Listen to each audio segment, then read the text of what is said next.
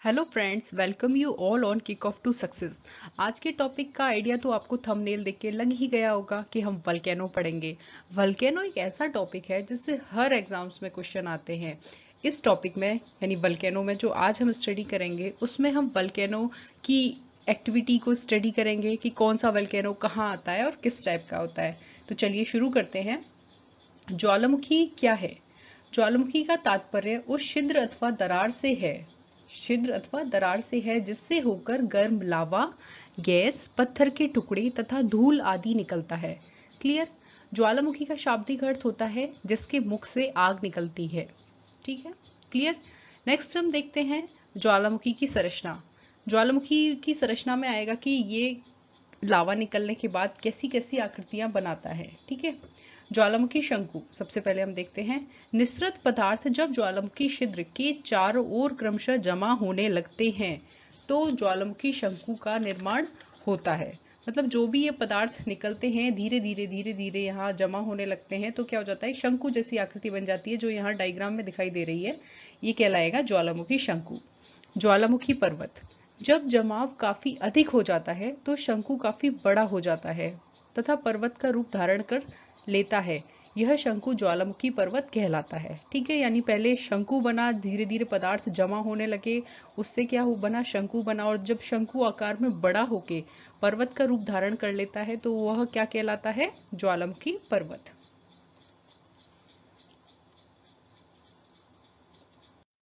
Next हम देखते हैं ज्वालामुखी छिद्र, क्रेटर बोलते हैं इसे। ज्वालामुखी पर्वत के ऊपर लगभग बीच में एक छिद्र होता है जिससे ज्वालामुखी छिद्र कहते हैं।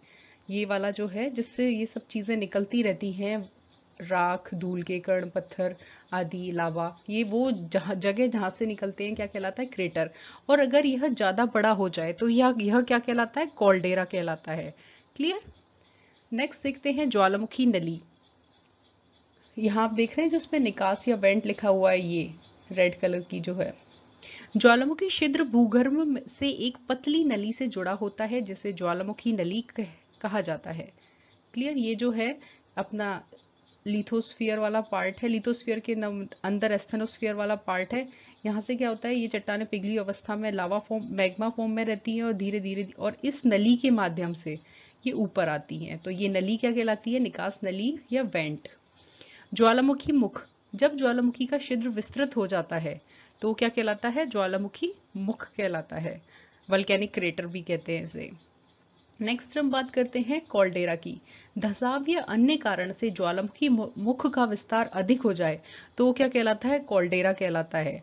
जब मतलब काफी बड़ा हो जाए, और कई दफे तो कॉल्डेरा इतने बड़े बड़े हो जाते हैं कि उसमें झील सदृश संरचनाएं भी बन जाती हैं। नेक्स्ट, गौण शंकु।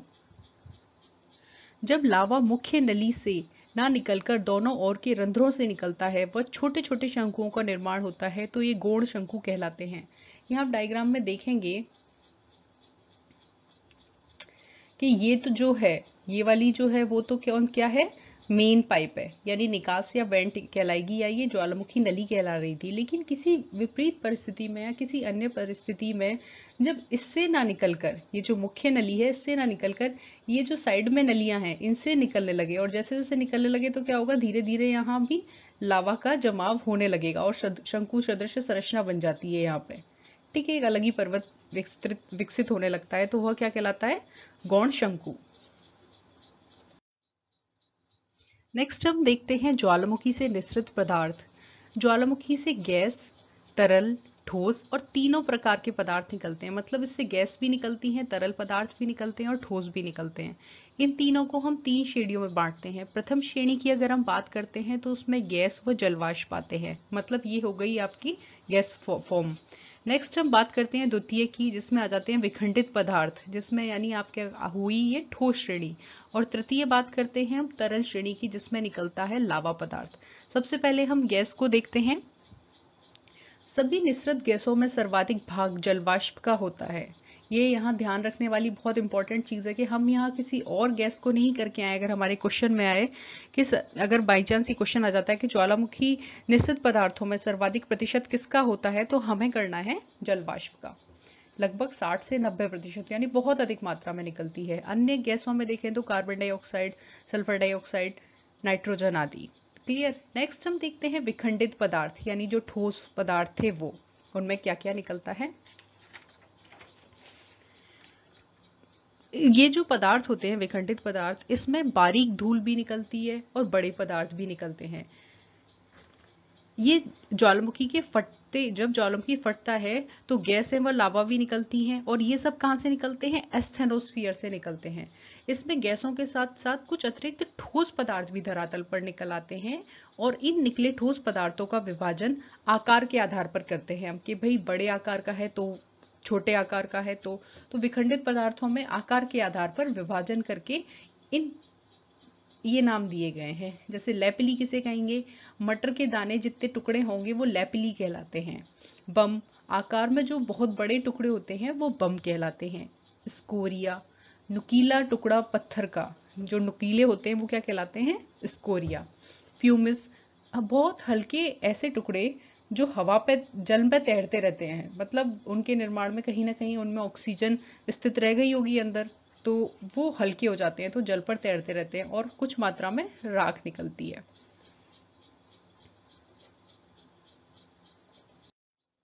नेक्स्ट हम बात करते हैं लावा की, यानी जो तरल अवस्था में निकल रहा है। यह ज्वालामुखी से निकलने वाला तरल पदार्थ होता है।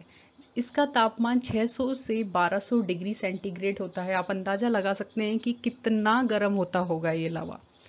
सिलिका की मात्रा के आधार पर लावा दो प्रकार के होते हैं। दो प्रकार कौन कौन से हैं, एक तो अम्लीय लावा और दूसरा पैठिक लावा। यहाँ मैंने इनको इस तरह से दिया है यहाँ पे और यहाँ पे, कि ये एक कंपैरेटिव स्टडी हो गई, आपको क्लियर बहुत जल्दी हो जाएगा।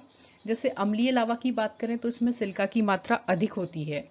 सिलिका की मात्रा अधिक तो रंग पीला, भार में ये हल्का होता है, बहुत गाढ़ा होता है। गाढ़ा होगा तो क्या होगा, कम दूर तक फैलेगा। अगर हम देखें शहद है, शहद को हम फैलाएं और एक हम पानी को फैलाएं तो कम दूर तक कौन फैलेगा, शहद फैलेगा। क्यों, क्योंकि वह गाढ़ा होता है। तो उद्गार में यह कम दूर तक फैलता है, अतः इसके जमाव से निर्मित आकृति पर्वतनुमा होती है। ठीक है, तो इस तरह की जो पर्वत सदृश संरचनाएं बनती हैं वो अम्लीय लावा से बनती हैं। क्लियर।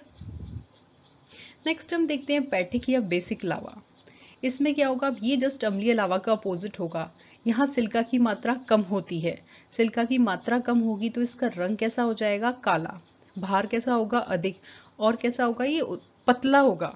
ठीक है, और पतला जो होगा तो उद्गार के भाग धरातल पर इसका फैलाव भी दूर तक होगा, जिससे क्या बनते हैं कि भाई पठार सदृश संरचनाएं ज्यादा बनती हैं। क्लियर।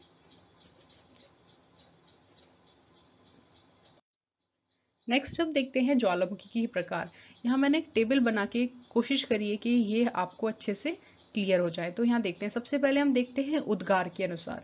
वैसे ज्वालामुखी दो प्रकार से होते हैं, दो प्रकार से डिवाइड किए जाते हैं। एक तो ज्वालामुखी के उद्गार के अनुसार और दूसरा उद्गार की अवधि के अनुसार। तो यहाँ सबसे पहले हम देखते हैं उद्गार के अनुसार। तो जो इंपॉर्टेंट चीज है वो ये याद रखनी है आपको, केंद्रीय उद्गार वाले ज्वालामुखी, ऐसे ज्वालामुखी जिनसे उद्गार मध्य वाला था ना, जिसे निकास और वेंट कहा था, वहां से होता है। ठीक है। सेकंड आ गए दरारी उद्गार वाले ज्वालामुखी। इसमें क्या होगा भाई, जब तीव्रता कम होगी, गैस की तीव्रता ज्वालामुखी के अंदर कम होती है तो वो सतह पर न जाके इधर उधर सहायक जो नलियां होती है ना, उनसे निकल जाता है, तो वो दरारी उद्गार। तो यहाँ हम सबसे पहले देखते हैं केंद्रीय उद्गार वाले ज्वालामुखी। जब एक ही छिद्र में गैस, लावा, विखंडित पदार्थ धमाके के साथ धरातल पर प्रकट होते हैं। क्लियर। जब एक ही छिद्र से सब गैस, लावा, विखंडित पदार्थ धमाके से निकल जाए तो वो क्या होता है, केंद्रीय उद्गार वाला। नेक्स्ट हम देखते हैं दरारी उद्गार। यहाँ गैस की तीव्रता कम होने से लंबी दरार के सहारे लावा धरातल पर आएगा। एग्जाम्पल इसके ये दोनों ही हमें याद रखने हैं, दक्कन लावा पठार और कोलंबिया का पठार कहाँ पे है, जो यूएसए में। क्लियर। नेक्स्ट हम बात करते हैं उद्गार की अवधि के अनुसार। इसमें एक होता है सक्रिय। सक्रिय किसे कहते हैं, जिससे कंटिन्यू लावा इरप्ट होता रहता है, इरप्शन होता रहता है। क्लियर। जैसे अपना अगर भारत की बात करें तो भारत में बैरन ज्वालामुखी जो है वो एक्टिव में आता है। प्रसुप्त की बात करें तो इनसे कभी निकलता है और कभी नहीं निकलता, लंबी लंबी अवधि के बाद निकलता है। नेक्स्ट शांत, मतलब अब जो मृत प्राय श्रेणी में हो गए, जिनसे अब कोई ज्वालामुखी नहीं निकलता है। नेक्स्ट हम देखते हैं केंद्रीय उद्गार के आधार पर ज्वालामुखियों का वर्गीकरण। तो सबसे पहले हम देखते हैं हवाइन तुल्य ज्वालामुखी। यह अत्यंत मंद गति से उद्गारित होता है। यहाँ पर आप इस डायग्राम में देखेंगे कि ये जो लावा है, ये अपनी संरचना है और यहाँ से लावा निकल रहा है। ये ज्वालामुखी शंकु है पूरा का पूरा, और ये वो नली है जिसके माध्यम से निकल रहा है। तो अत्यंत मंद गति से उद्गारित हो रहा है कि लावा वहीं के वहीं जमा हो रहा है, कोई इसमें विस्फोट नहीं है, कुछ नहीं है। तो और अगर विस्फोट होता भी है तो वह अत्यंत मंद गति का होता है। अब हम देखते हैं कि यह अत्यंत मंद गति से उद्गारित होता है। लावा पतला होता है। उद्गार के समय छोटे छोटे लावा पदार्थ कुछ ऊंचाई पर ही उछलते हैं। हवा के कारण ये लावा पिंड आकाश में केशों की तरह दिखाई देते हैं, जिसे स्थानीय भाषी लोग क्या कह देते हैं? पीली या पेले के बाल कहते हैं। तो हवाइन तुल्य ज्वालामुखी को पीली या पेले ज्वालामुखी भी कहा जाता है। थोड़ा सा कंफ्यूजन है, लेकिन याद रखना है ये हमें। इसका जो एग्जाम्पल है वो हवाई द्वीप समूह पर, जो कि यूएसए का एक पार्ट है, वहां पाया जाता है। और किलाविया और मोनोलोआ ज्वालामुखी जो है वो इसके एग्जाम्पल है। नेक्स्ट देखते हैं हम स्ट्रोम्बेली तुल्य। यह हवाइन से कुछ तीव्र होता है, ज्यादा तीव्र नहीं होता, कुछ तीव्र होता है स्ट्रोम्बेली। इस प्रकार का जो ज्वालामुखी है वो सिसिली द्वीप के उत्तर में स्थित लिपारी द्वीप का है, इटली में है, जहाँ का स्ट्रोम्बेली ज्वालामुखी है, इससे मिलता हुआ है। स्ट्रोम्बोली को भूमध्य सागर का प्रकाश स्तंभ भी कहते हैं, और ये वेरी वेरी इंपॉर्टेंट क्वेश्चन है जो कई दफे पूछा जाता है एग्जाम्स में। वैसे तो स्ट्रोम्बेली सक्रिय ज्वालामुखी होते हैं, जबकि स्ट्रोम्बेली तुल्य में लगातार उद्भेदन हो यह जरूरी नहीं है। तो दोनों में यह अंतर बहुत इंपॉर्टेंट है कि स्ट्रोम्बेली तुल्य में लगातार उद्भेदन हो ये जरूरी नहीं है, ठीक है, क्योंकि हम यहाँ केंद्रीय उद्गार के आधार पर पढ़ रहे हैं। लेकिन अगर हम पर्टिकुलर ज्वालामुखी को देखें तो जो स्ट्रोम्बेली वल्केनो है वो सक्रिय में आता है, एक्टिव वल्केनो है। क्लियर?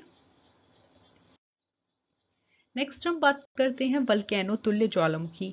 इसका नामकरण भूमध्य सागर स्थित लिपारी द्वीप के प्रसिद्ध ज्वालामुखी वल्केनो के नाम पर आधार पर किया गया है। ये आकार में फूल गोभी के सदस्य फैल जाते हैं। यहाँ पर आप इसे साइड में देखेंगे वल्केनो को, तो जो ये संरचना बनी हुई है ऊपर, ये कैसी लग रही है? जैसे फूल गोभी होती है इस तरीके से, इसलिए इसको क्या कह देते हैं? फूल गोभी सदृश बादल बनाता है ये। नेक्स्ट हम देखते हैं विशुवियस या पिलनियन ज्वालामुखी। इस ज्वालामुखी का 79 ईस्वी में पिल्ली महोदय ने अध्ययन किया था, इसलिए इसे पिलनियन प्रकार का ज्वालामुखी भी कहा जाता है। वैसे होने को तो ये कुछ कुछ वल्केनो की ही तरह ही होता है, और लेकिन क्या था, उससे उद्गार जो होता है थोड़ा तीव्र मात्रा में होता है। यहाँ पर आप देखेंगे कि इसमें उद्गार कैसा हो रहा है और यहाँ पर उद्गार किस तरीके से हो रहा है। क्लियर? और इसका अध्ययन, वैसे तो इसका नाम विशुवियस है, लेकिन 79 ईस्वी में पिल्ली महोदय ने जब इसका अध्ययन किया था, तब से ये क्या कहलाता है? पिलनियन कहलाता है। केवल जो अंतर है वो उद्गार की तीव्रता का होता है, क्योंकि विशुवियस में पदार्थ बहुत ऊपर तक पहुंच जाते हैं, जबकि वल्केनो में पदार्थ तुलनात्मक विशुवियस के नीचे रह जाते हैं। नेक्स्ट हम देखते हैं पिलियन। ये पिलनियन था, पिलनी महोदय के नाम पर पिलिनियन पड़ा, और ये पिलियन है, पिलियन। ये बिल्कुल याद रखना है अच्छे से।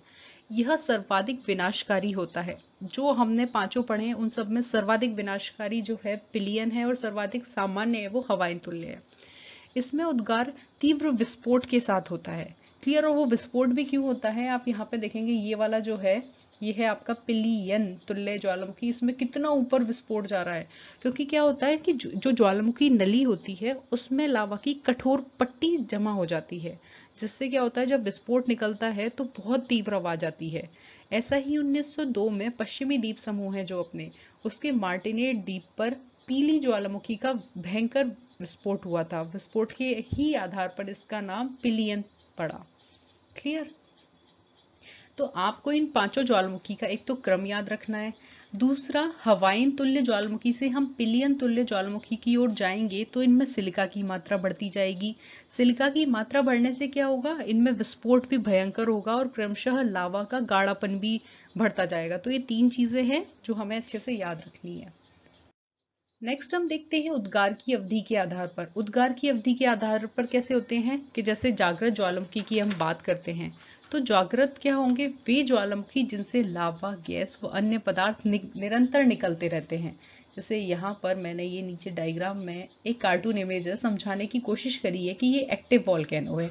इसमें क्या हो रहा है, लगातार इरप्शन हो रहा है, लावा का उद्भेदन हो रहा है, तो यह सक्रिय बना हुआ है। एग्जाम्पल हम देखें तो एटनावा स्ट्रोम्बेली इटली में है दोनों। लिपारी द्वीप पर जिसे हम भूमध्य सागर का प्रकाश स्तंभ भी कहते हैं, यानी स्ट्रोम्बेली, और फिलिपाइन पिनाटोबो। क्लियर। नेक्स्ट हम देखते हैं प्रसुप्त सुषुप्त, या जिसे डॉर्मेंट भी कहते हैं। जैसे ये वाला आप देखेंगे तो इसमें क्या होता है कि कुछ समय के लिए तो उद्गारित होते हैं, पुनः शांत हो जाएंगे, फिर लंबे समय के बाद पुनः उद्गारित होंगे और शांत हो जाएंगे। इसमें क्या आएगा? इटली का विशुवियस, इंडोनेशिया का क्राकाटोआ और जापान का फ्यूजियामा। क्लियर। अब जापान के फ्यूजियामा को लोग देवता पर्वत मानते हैं। एक माइथोलॉजी बेस्ड स्टोरी भी है कि वो लगातार उसकी पूजा इसीलिए करते हैं कि वो शांत रहे, उसमें उद्वेदन ना हो, क्योंकि अगर उसमें उद्वेदन हुआ तो वहां का जनजीवन प्रभावित होगा। नेक्स्ट हम बात करते हैं शांत या मृत की, जिसे एक्सटिंक्ट भी कहते हैं, एक्सटिंक्ट।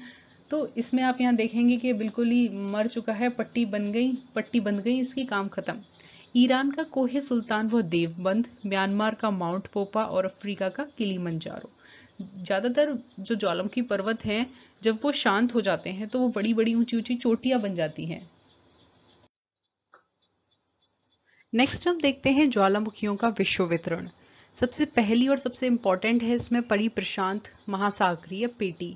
परिप्रशांत जो महासागरीय पेटी है, ये प्रशांत महासागर के चारों ओर फैली हुई है।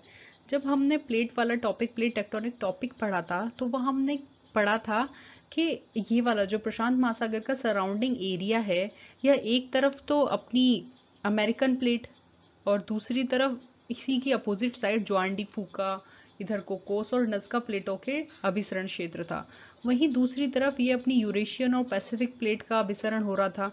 मतलब ये पूरा का पूरा जो किनारा था वो कैसा है? संक्रमणीय क्षेत्र में स्थित है। और प्लेटों के अभिसरण के कारण यहाँ पर क्या हो रहा था? कमजोर क्षेत्र का निर्माण हो रहा था। चूंकि ये यहाँ पर प्लेटें आपस में टकरा रही हैं, जिससे क्या हो रहा है, यहाँ पर भूकंप और ज्वालामुखी जैसी एक्टिविटी देखने को मिलती है। इसलिए इस क्षेत्र को रिंग ऑफ फायर या अग्निवलय नाम दिया गया था। क्लियर। अब देखेंगे कि यहाँ पर 60% ज्वालामुखी आते हैं। यह दो प्लेटों के अभिसरण का क्षेत्र होता है जो इसे कमजोर बनाता है। विश्व में अधिकांशतः ऊंची ज्वालामुखी यहीं स्थित हैं। जैसे आप बात करेंगे कोटापैक्सी की, जो कहां पर है? इक्वेडोर में। यहाँ अपना इक्वेडोर है, ठीक है। विश्व का सबसे ऊंचा सक्रिय ज्वालामुखी यहीं पर है। नेक्स्ट चिम्बरेजो भी अपने इक्वेडोर में है। जापान का फ्यूजियामा, फिलीपींस का माउंट ताल्स, सास्ता, रेनियर और हुड। और एक चीज और याद रखनी है, चिली का एकांकागुआ जो अपना पर्वत है ना, वो विश्व का सबसे ऊंचा ज्वालामुखी पर्वत है। चिली की लोकेशन यहाँ पे है, बिल्कुल ऐसा लंबाकार आकृति में फैला हुआ है। तो यहाँ पे क्या है? अपना एकांकागुआ पर्वत है। क्लियर। नेक्स्ट हम देखते हैं मध्य महाद्वीपीय पेटी। तो यह जो पेटी है वो अफ्रीका यूरेशियन प्लेट के टकराने से बनती है। यहाँ पर अपनी ये अफ्रीका है और ये यूरेशियन प्लेट है। वह Indo Australian plate Eurasian plate से मिलती है। मतलब अभिसरण होता है। क्या होता है? ये इस तरह से और ये इस तरह से पूरी थी ना अपनी इंडो ऑस्ट्रेलियन प्लेट, तो इन दोनों की अभिसरण क्षेत्र से बनती है। और यह जो पेटी है वह कनारी द्वीप से होते हुए इंडोनेशिया तक विस्तृत है, जहां यह आगे जाके ये क्या करती है? परिप्रशांत पेटी में मिल जाती है। यहाँ पर आपको जो ज्वालामुखी देखने को मिलेंगे वो सबसे इंपॉर्टेंट है स्ट्रोम्बेली, विशुवियस, एटना इटली का, ईरान का देवबंद व कोहे सुल्तान और कोकेशस जो कि एलबुर्ज का है। और भी कुछ हो जाते हैं ज्वालामुखी, जैसे क्या कहते हैं, अपने भारत का बैरन और नारकोडम भी इसमें आ जाता है। इंडोनेशिया का क्राकाटाओ भी आ जाता है। क्लियर। नेक्स्ट हम देखते हैं मध्य अटलांटिक कटक। क्लियर। तो मध्य अटलांटिक कटक में क्या है कि यह जो है सागर, अटलांटिक महासागर है अपना, और इसके मध्य में ऐसा आकार में जो कटक फैला हुआ है वो क्या है? मध्य अटलांटिक कटक। यहाँ क्या हो रहा है? प्लेटों का अपसरण होता है, जिससे ज्वालामुखी पर्वत और कटक बनते हैं। ये हमने बहुत अच्छे से पढ़ा था जब हमने प्लेट टेक्टोनिक में सागर नितर प्रसरण संकल्पना पढ़ी थी, तो आप उसको देख सकते हैं क्लियर करने के लिए। इसमें बेसाल्टिक लावा निकलता है। बेसाल्टिक लावा कैसा होता है? पतला होता है। जैसे आइसलैंड, अजोस, सेंट हेलेना आदि द्वीप पर्वत यहाँ बन चुके हैं। नेक्स्ट हम बात करते हैं अंतरा प्लेट ज्वालामुखी की। ये प्लेटों के अंदर स्थित होते हैं। इसमें क्या होता है कि जैसे दो प्लेटें जहां टकराती हैं वहां पर भी अपने ज्वालामुखी आते हैं, अपन ने पढ़ा, या फिर जहां से दूर जाती हैं वहां पर भी ज्वालामुखी आते हैं। लेकिन कभी कभी प्लेटों के मध्य भाग में, एक प्लेट है उसके मध्य भाग में भी किसी कारणवश गैस बहुत ज्यादा बन जाती है, तो गैस आंतरिक भाग से धरातल पर दबाव डालती है। जहां उसे कमजोर क्षेत्र मिलता है वहां से वो उस क्षेत्र को फोड़ के तोड़ के बाहर निकलती है। तो इस स्थिति में हॉटस्पॉट नाम की एक हॉटस्पॉट नाम की एक आकृति बनती है। तो वह क्षेत्र जहां पर होते हैं उन्हें अंतराप्लेट ज्वालामुखी कहते हैं। नेक्स्ट हम देखते हैं अफ्रीका की महान भ्रंश घाटी। इस क्षेत्र में भ्रंश का निर्माण हुआ है, अतः कारण क्या होगा, प्लेटों का अपसरण हुआ है, जिसके फलस्वरूप अनेक ज्वालामुखी निर्मित होते हैं। जैसे अगर हम बात करें Kilimanjaro, mount Kenya, mount Elgon. अच्छी बात यह है कि अफ्रीका की इस महान भ्रंश घाटी में जो ज्वालामुखी मिलते हैं वो सभी मृत होते हैं, लेकिन अफ्रीका का एकमात्र सक्रिय ज्वालामुखी है माउंट कैमरून। ये हमें याद रखना है, अफ्रीका का एकमात्र सक्रिय ज्वालामुखी कौन सा है, माउंट कैमरून। हम अन्य ज्वालामुखी क्षेत्रों को देखते हैं। तो इसमें क्या होगा कि पश्चिमी द्वीप समूह, अपन को पता है पश्चिमी द्वीप समूह कहाँ है, यहाँ है कैरिबियन के पास। पश्चिमी द्वीप समूह के अंटाइल्स द्वीपमाला के साथ साथ हिंद महासागर के मेडागास्कर, ये अपना मेडागास्कर की स्थिति, मेडागास्कर मॉरिशस के निकटवर्ती क्षेत्र में ज्वालामुखी जो हैं वो इसमें आ जाते हैं, अन्य में जो स्टडी अपन करते हैं। क्लियर। नेक्स्ट हम देखते हैं ज्वालामुखी स्थलाकृतियां, केंद्रीय उद्भेदन से निर्मित स्थलाकृतियां। ठीक है, इसमें सबसे पहले आता है सिंडर शंकु। अब हम देखेंगे भाई सिंडर शंकु क्या होता है कि यह ज्वालामुखी जो होता है वो राख, धूल और विखंडित पदार्थों से बनता है। यहाँ पर आप साइड में डायग्राम देखेंगे कि इसकी आकृति कैसे बनी है, राख, धूल, विखंडित पदार्थों से। इसमें लावा की मात्रा कम होती जाती है, तो लावा की मात्रा कम होने से कैसा बनेगा, पठार जैसी संरचना का बनेगा, इसलिए इसे क्या कह देते हैं, सिंडर शंकु। इसमें जो हमें याद रखना है वो है कि इसकी ऊंचाई कम होती है। नेक्स्ट हम देखते हैं मिश्रित शंकु। मिश्रित को कंपोजिट भी कह देते हैं।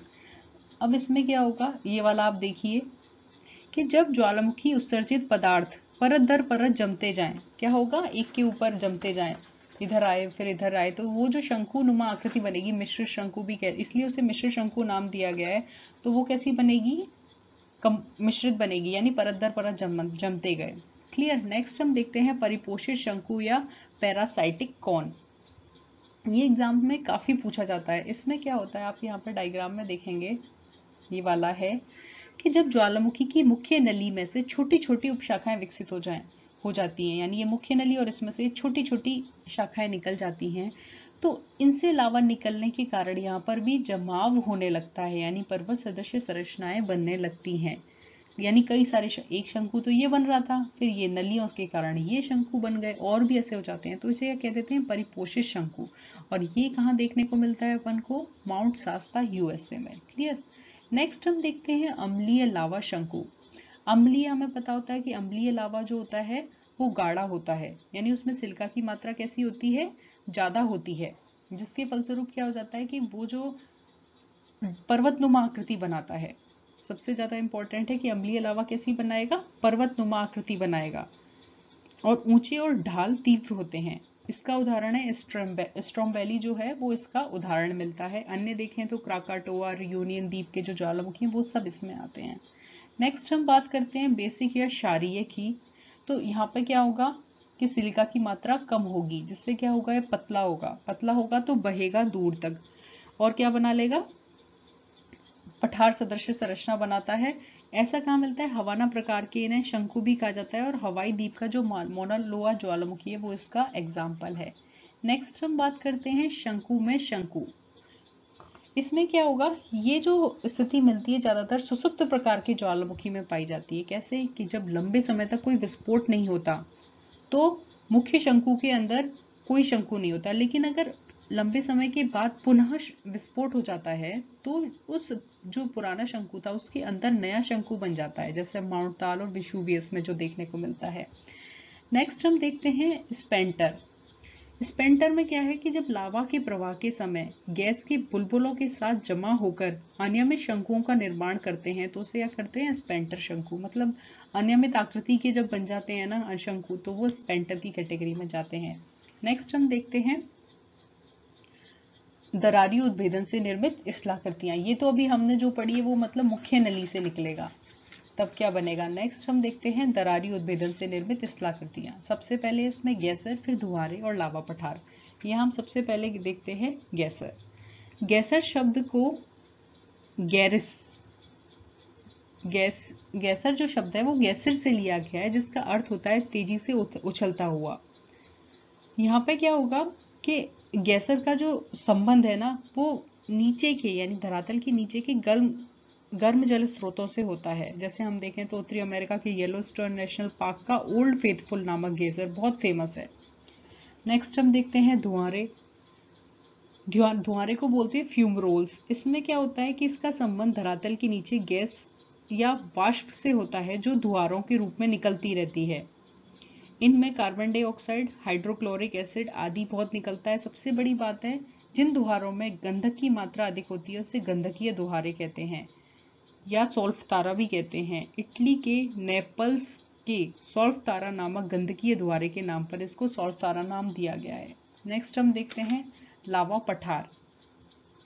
लावा पठार में क्या आएगा कि दरारी उद्भेदन से जब दरारी उद्भेदन होता है मतलब लावा इधर उधर से निकलता है, ये जो मुख्य नली है इससे ना निकल के इधर आसपास से निकलता है, तो मंद गति से निकलता है और धरातल पर पठारी रूप में फैल जाता है, तो वह जो आकृति बनती है वो लावा पठार कहलाती है। इसका एग्जाम्पल हम देखें तो दक्कन का पठार, यूएसए का कोलंबिया पठार और ब्राजील का पराना पठार, ये जो है फेमस है। क्लियर। नेक्स्ट हम देखते हैं ज्वालामुखी अंतर्वेदी स्थलाकृतियां, यानी ज्वालामुखी का विस्फोटन अगर अंदर ही हो जाए तो कौन कौन सी आकृतियां बनेंगी। तो इसमें सबसे पहले हम देखते हैं बैथोलिथ। यहाँ पर आपको ये जो दिखाई दे रहा है वो है बैथोलिथ। ये है अपना मैग्मा चैम्बर। मतलब जब धरातल के बहुत नीचे प्राय गुंबदाकार रूप में मैग्मा का जमाव हो जाता है तो वो क्या कहलाता है, बैथोलिथ। ठीक है, ये मुख्यतः ग्रेनाइट से निर्मित होता है। नेक्स्ट हम देखते हैं लेकोलिथ। लेकोलिथ क्या होगा, बैथोलिथ से ही मिलता हुआ है। बैथोलिथ तो बहुत नीचे बनता है, जबकि लेकोलिथ क्या हो जाता है, धरातल के कुछ ही नीचे बनता है और इसका निर्माण भी मैग्मा के जमने से गुंबदाकार रूप में का निर्माण होने से होता है। नेक्स्ट हम देखते हैं लेपोलिथ। जब लावा का जमाव धरातल के नीचे अवतल आकार वाली छिछली बेसिन में हो जाता है, इस तरह से हो जाए, तो वो क्या कहलाता है, लेपोलिथ। नेक्स्ट देखते हैं फैकोलिथ। अब इसमें फैकोलिथ नहीं दिखाया हुआ है, मैं आपको बताती हूँ कैसा होता है। जब लावा का जमाव लहरनुमा रूप में अभिनति और अपनति के रूप में हो जाए तो वह क्या कहलाता है, फैकोलिथ। नेक्स्ट देखते हैं हम सिल। ये अपनी है सिल। जब लावा का जमाव दो चट्टानी परतों के बीच समानांतर रूप में हो जाता है तो क्या कहलाता है, सिल। और इसका जस्ट अपोजिट है डाइक। कि डाइक में क्या होता है, मैग्मा का जमाव परतों के लंबवत होता है, मतलब इस तरह से होगा। क्लियर। तो मुझे लगता है आपका ये टॉपिक बहुत अच्छे से क्लियर हो गया होगा। तो चैनल को लाइक, सब्सक्राइब और शेयर जरूर कीजिए। Thank you.